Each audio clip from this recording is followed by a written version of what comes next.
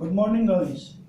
Now, as you told me that you have some doubt in accounting equation, so I'm trying to solve your doubt by solving the question number 6. मैं question number board पर solve कर रहा हूं. Please, what will be the effect of the following in the accounting equation? First, what is the format of accounting equation? First column serial number, then transaction, then third column is assets. Assets में आप इतनी जगह छोड़ेंगे. Then liabilities, उसमें भी थोड़ी जगह छोड़ेंगे क्योंकि liabilities में 2 या 3 आइटम हो सकते हैं. And then capital. Our equation, what our equation tells, that assets is always equals to liabilities plus capital. ये ध्यान रहे. Entire life जब भी हम कॉमर्स की बात करेंगे तो the assets is equal to equals with the liabilities plus capital. Now I will start the first transaction. Harish started business with cash 1,80,000. देखिए हरीश से हमने तो पहले यहां लिखा हमने started business. I will write in short because I have less space.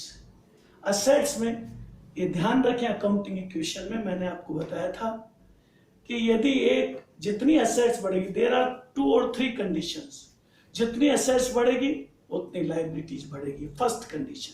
जितनी asset घटेगी उतनी लायबिलिटीज घटेगी, सेकंड कंडीशन. थर्ड, ये भी हो सकता है कि 2 असेट्स पर ही उस ट्रांजेक्शन का इफेक्ट पड़े. तो अगर असेट्स में 2 ट्रांजेक्शन का इफेक्ट पड़ेगा तो इन दैट कंडीशन एक असेट्स घटेगी तो दूसरी बढ़ेगी. फोर्थ, हो सकता है लायबिलिटीज और कैपिटल में इफेक्ट पड़े.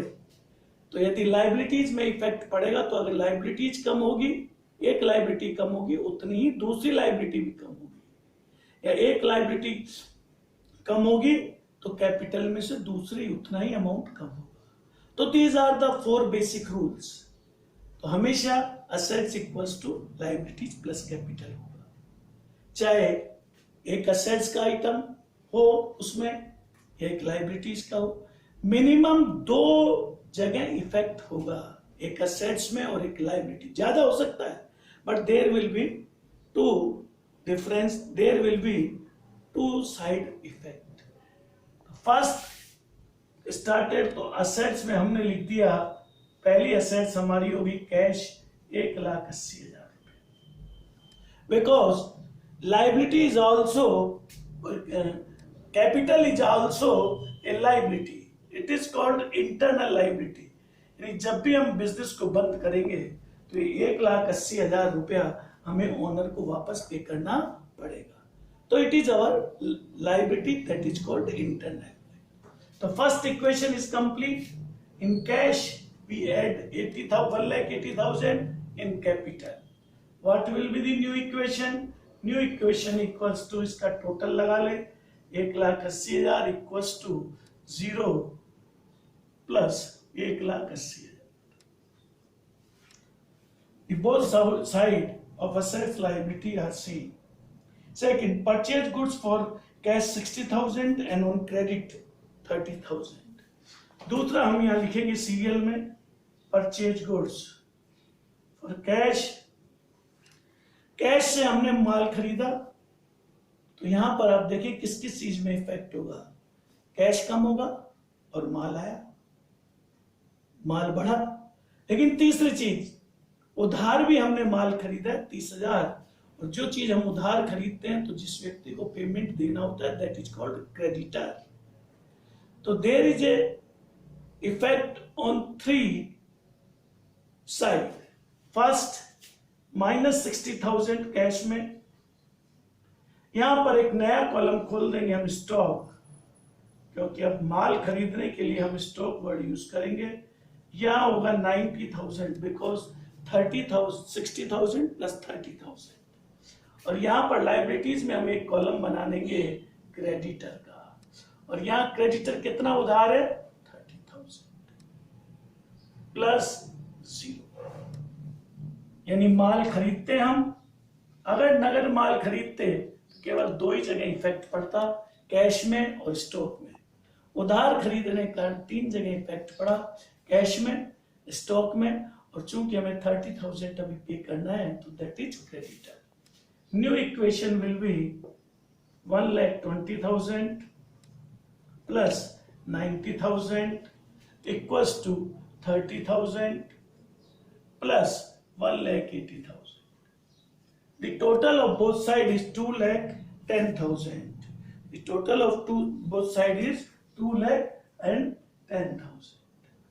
Now, the next equation, next transaction, sold goods for cash 40,000, cash 24,000. Third transaction is sold goods. 24,000 का माल हमने बेचा 50,000 में, तो ऐसी कंडीशन में वी रिसीव्ड 50,000 कैश में। माल कितने का था? हमेशा स्टॉक में से we will deduct only cost price 24,000। जब ये सेल का ट्रांजैक्शन दे दिया जाए तो आपको हर बार ये पता करना पड़ेगा कि वेदर वी अर्न प्रॉफिट और वी लूजेस द मनी, यानी वी लॉस, या हमें लॉस हुआ। इन दिस केस 24,000 का माल हमने 50,000 में बेचा, यानी 26,000 हमारा प्रॉफिट हुआ, तो we will add 26,000 in capital. मैंने आपको बताया था जब अकाउंटिंग इक्वेशन शुरू की थी तब कि जब भी फर्म में कोई प्रॉफिट हो या इनकम हो तो हम उसको कैपिटल में ऐड करेंगे, और जब भी कोई खर्चा किया जाए या लॉसेस हुआ जाए तो उसे हम कैपिटल में से लेस करेंगे। Remember this rule also. तो what will be new equation? 1,70,000 cash हो गया, यहां पर हो गया 66,000 equals to 30,000 plus 2,06,000. The total of both sides is 2,36,000. Now fourth transaction is rent paid 5,000 and rent outstanding 2,000.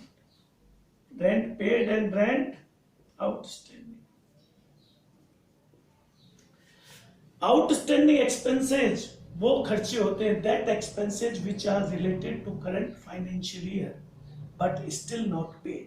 यानी ऐसे खर्चे जो बिजनेस के जो इसी साल से रिलेटेड है लेकिन हमने अभी चुकाए नहीं है, तो ऐसे एक्सपेंसेस को हम हमारी बुक्स ऑफ अकाउंट्स में इनकॉर्पोरेट करेंगे। हो सकता है फाइनेंशियल क्रंच के लिए, जैसे एक साल में 12 महीने हैं, आपको 12 महीने का किराया पे करना है लेकिन आपने 10 महीने का दिया किराया,